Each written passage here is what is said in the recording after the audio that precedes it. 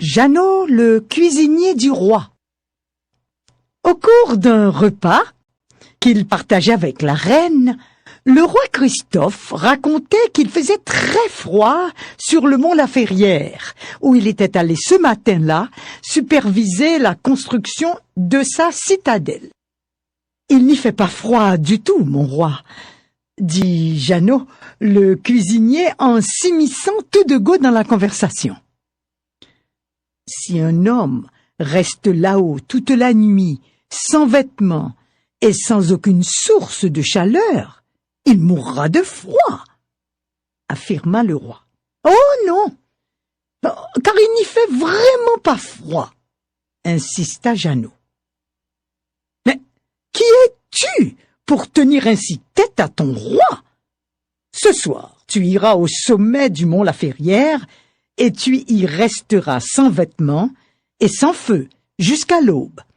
Si tu es vivant au lever du soleil, je te donnerai en récompense 100 hectares de terre cultivable.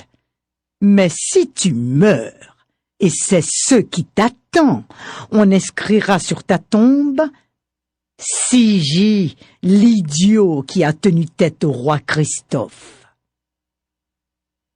Le soir même, 2 gardes accompagnèrent Jeannot au mont Laferrière et l'amenèrent jusqu'à la tour la plus élevée de la citadelle.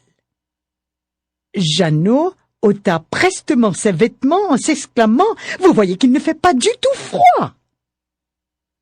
Jeannot se prit à grelotter dès que le soleil se coucha, dès que le vent souffla et qu'un épais brouillard s'abattit sur la citadelle. « Pourquoi trembles-tu donc ?» lui demandèrent les gardes. « Pour garder la chaleur, » répondit Jeannot. « Mais pourquoi tes dents font-elles ce bruit? »« Pour rompre le silence, » dit Jeannot. « Mais pourquoi pleures-tu donc? »« Je pleure la mort de ma mère, » chuchota Jeannot en se tapant les côtes. « Mais pourquoi fais-tu ainsi? »« Tout comme mon coq, quand il se sent bien, » susurra Jeannot avant de perdre connaissance.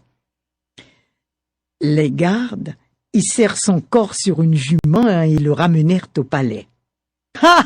fit le roi, « voilà mon stupide cuisinier mort, comme je m'y attendais. »« Pas mort du tout ?»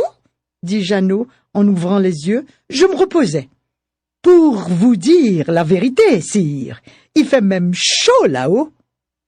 Je passais mon temps à regarder les étoiles, et je regardais aussi les lumières de votre palais de Sans Souci. »« Ah, ce sont donc les lumières des lampes à huile et des cheminées de Sans Souci qui te réchauffaient.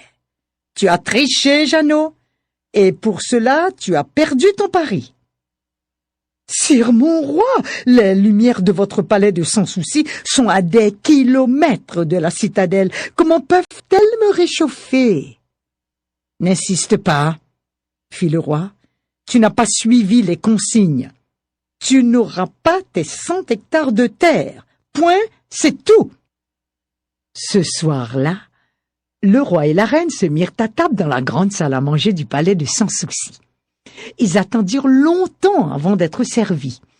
1 fois, 2 fois, et encore une autre fois, Jeannot fit savoir au roi et à la reine que le dîner n'était pas prêt.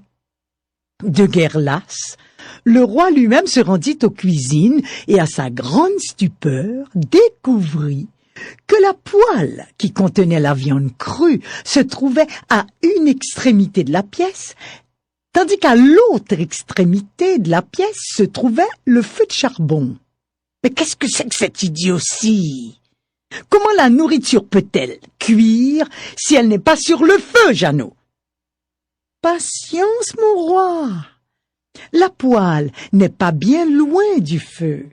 Si moi, depuis la citadelle, j'ai pu me réchauffer grâce aux lumières du palais de Sans Souci, c'est certain que les aliments cuiront à proximité du feu.